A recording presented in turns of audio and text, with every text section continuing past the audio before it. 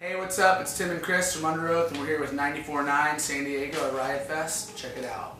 Yeah, I think musically, I mean, because when we started, we were all in high school. I was a sophomore in high school and just playing with school friends and friends from shows and whatnot, and we were writing just stuff that at the time we liked, and then I think right as I left high school, our main guitar player left, and then Tim joined, and that was back in early 2001, and that was really I think the biggest catalyst for a musical change, because the people writing the music were different. Because back then it was our old guitar player. He literally wrote everything and then told everybody what to play, and then once Tim joined the band, then everybody started actually having input, and so that was probably the biggest thing, I think. And then from that point on, it was just us learning how to write songs together and what we liked and what we didn't like. And I think when Spencer joined the band, when Dallas left, that was the next evolution of that. We went from super death metal before me to I came in, didn't even know how to write that stuff, barely play it. So we just wrote what came natural, and then Spencer came in and kind of nudged it more towards a progressive direction. So just had to do with kind of the key people coming in and out as throughout the history, I'd say. But mostly me and Tim. Yeah. Well, the thing with that is, because you said, you got into us, I'm assuming, somewhere between 2004 and 2006, and 99% of people who know who we are, knew us from after that point and sooner. Yeah. So really, the people who knew us prior to 2003, 2004, the numbers are really small, so it's not really, I don't see it as we just had all these different member changes and hoping that people are going to stick around. It's we were grinding it out, touring, playing in front of a whole lot of no people, and then we released Throwing and Chasing Safety, and then that was really when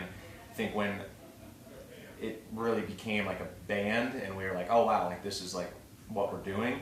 But as far as the member changes go, prior to that, like I said, we were all in high school, and it wasn't a thing. It was hey, Corey doesn't want to play guitar anymore. Oh, okay, well, we'll get somebody else to play. It wasn't what are our fans gonna think? Because there weren't any. There was people who were interested in what we were doing, but it wasn't a huge oh man, a member change. It was literally just oh, this dude doesn't want to play anymore. Okay, well then we'll just get somebody else to play. So, yeah.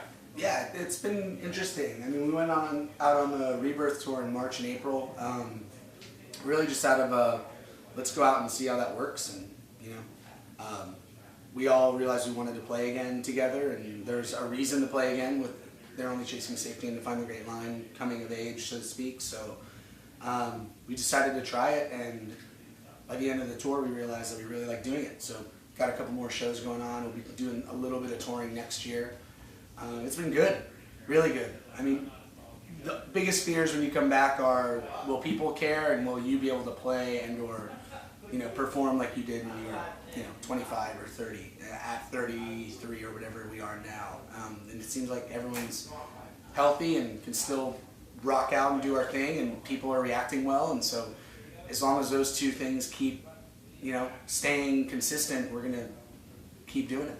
Yeah, honestly, I haven't heard anything negative. I don't know if that has to do with me being in the band, but literally everything I've seen has been positive. When we were on the Rebirth Tour, the vibe in the rooms on that tour was it was unlike anything that we had ever had on tour before. It was just a communal, joyful vibe that we had never really had before, and it was just great. We played at Chain Fest yesterday, and that vibe was awesome. We played Riot Fest in Denver, and that was amazing. It's just almost too good. Something's got to happen. Yep. It's got to drop at some point. It's something. Second foot will drop. No, yeah, it's been good. We're just taking it as it is, and normally when you're in a band and you do things a certain way for so long, it's that's the only way you know how, and we kind of came back and just said we're going to do it our way. We're going to do it the way we want to do it, and if we don't want to do something, we're just not going to do it. And in turn, that kind of connected with all of us, and it's like, oh, okay, we can do that. Let's try that. So that's what we're doing now. Okay. And that's probably not super sustainable for 25 years, but for now, it's like for the next 3 to 5 years, it seems very doable. So we're going to do what we want and not do what we don't want, and put on the best shows we can, and people still come out, and we'll keep doing it. Yeah, for the first time in our career as a band, we're like saying no to a lot of stuff, which we've never done before. Like anything that would come, if we could fit it in the schedule, like hell yeah, we'll do that. But now we're like, oh, no, we're not going to do that. We're not going to do that. Yeah. So right now we're just enjoying playing live. Like we've had this show, and then that's it for the year. And then we've got a handful of things in 2017, but that's really the extent of where we're planning at this point. So. Okay. Riot Fest is awesome. Yep. We're really pumped to play. This is one of the things you said yes to. We're really pumped. Yep.